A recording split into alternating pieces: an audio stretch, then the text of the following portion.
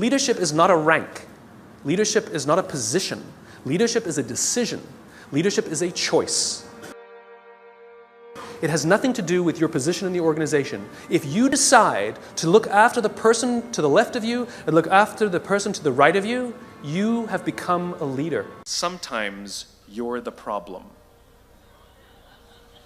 We've seen this happen all too recently with our new men of science and empirical studiers and these men of finance who are smarter than the rest of us until the thing collapsed. And they blamed everything else except themselves. And my point is take accountability for your actions. You can take all the credit in the world for the things that you do right, as long as you also take responsibility for the things you do wrong. It must be a balanced equation. You don't get it one way and not the other.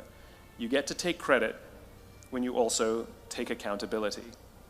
You want to be an elite warrior. It's not about how tough you are. It's not about how smart you are. It's not about how fast you are. If you want to be an elite warrior, you better get really, really good at helping the person to the left of you and helping the person to the right of you. Because that's how people advance in the world. The world is too dangerous and the world is too difficult for you to think that you can do these things alone. If you find your spark, I commend you. Now, who are you going to ask for help, and when are you going to accept help when it's offered? Learn that skill. Learn by practicing helping each other. It'll be the single most valuable thing you ever learn in your entire life. To accept help when it's offered and to ask for it when you know that you can't do it. The amazing thing is when you learn to ask for help, you'll discover that there are people all around you who've always wanted to help you. They just didn't think you needed it because you kept pretending that you had everything under control. And the minute you say, I don't know what I'm doing, I'm stuck, I'm scared, I don't think I can do this, you will find that lots of people who love you will rush in and take care of you. But that'll only happen if you learn to take care of them first. You will be told your whole life that you need to learn to listen. I would say that you need to learn to be the last to speak. I see it in boardrooms every day of the week. Even people who consider themselves good leaders, who may actually be decent leaders, will walk into a room and say, here's the problem, here's what I think, but I'm interested in your opinion, let's go around the room. It's too late. The skill to hold your opinions to yourself until everyone has spoken does two things. One, it gives everybody else the feeling that they have been heard. It gives everyone else the ability to feel that they have contributed. And two, you get the benefit of hearing what everybody else has to think before you render your opinion. The skill is really to keep your opinions to yourself. If you agree with somebody, don't nod yes. If you disagree with somebody, don't nod no. Simply sit there, take it all in, and the only thing you're allowed to do is ask questions so that you can understand what they mean and why they have the opinion that they have. You must understand from where they are speaking, why they have the opinion they have, not just what they are saying. And at the end, you will get your turn. It sounds easy, it's not. Practice being the last to speak. That's what Nelson Mandela did. Remember this. As you gain fame, as you gain fortune, as you gain position and seniority, people will treat you better. They will hold doors open for you. They will get you a cup of tea and coffee without you even asking. They will call you sir and ma'am, and they will give you stuff. None of that stuff is meant for you. That stuff is meant for the position you hold. It is meant for the level that you have achieved of leader or success or whatever you want to call it. But you will always deserve a styrofoam cup. Remember that. Remember that lesson of humility and gratitude. You can accept all the free stuff. You can accept all the perks. Absolutely, you can enjoy them. But just be grateful for them and know that they're not for you. I remember getting off the Acela. I took the Acela from New York to Washington, D.C., and I got off the train like everybody else, and I was walking down the platform like everyone else, and I walked past General Norty Schwartz, who used to be the Chief of Staff of the United States Air Force, the head of the Air Force. And here I did, see a guy in a suit, schlepping his own suitcase down the platform just like me. And just a couple months ago, he was flying on private jets and he had an entourage and other people carried his luggage. But he no longer held the position, and so now he got to drag his own suitcase.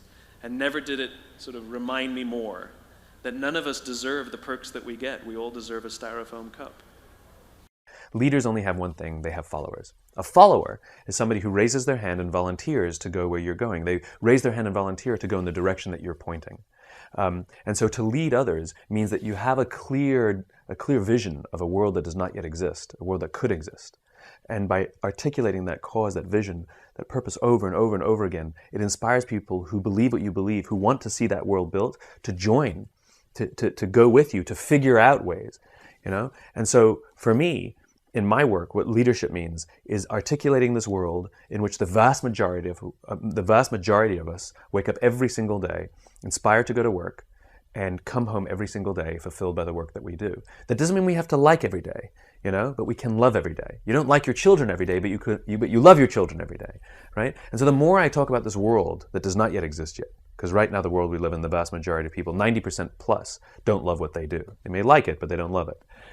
When I talk about this world, it inspires others who believe what I believe and want to see this world built, join up and figure out in their own way how to advance that vision so it becomes real.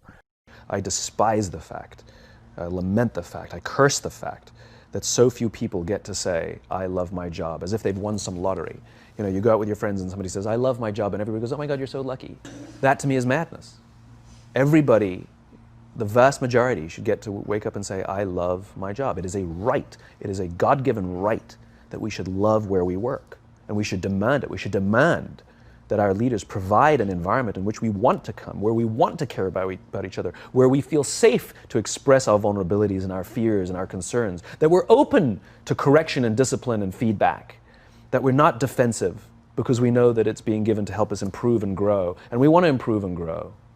And in turn, we will help others improve and grow. Because when we feel safe, when we feel that our leaders care more about us than a number, they care more about our lives and our confidence and our joy and our skill set more than some short-term gain, that they care more about our priorities than the priorities of some disinterested external constituency, then we will respond in kind, and we will offer our blood and our sweat and our tears, and we will make sacrifices of all kinds to see that our leader's vision is advanced and that this company continues to thrive, not for them, for ourselves. It becomes deeply personal. It becomes something we love contributing to. I talk about it all the time. Working hard for something we don't care about is called stress. Working hard for something we love is called passion. And I'm tired of listening to CEOs saying, we only hire passionate people. You don't even know what that means. How do you know that they're passionate for interviewing and not passionate for working? You know, every person on the planet has passion, right? We just don't all have passion for the same things. Give me something to believe in. Give me something to believe in. Give me the opportunity to contribute to something. Allow me to make mistakes and try again. And you'll have passion up the wazoo.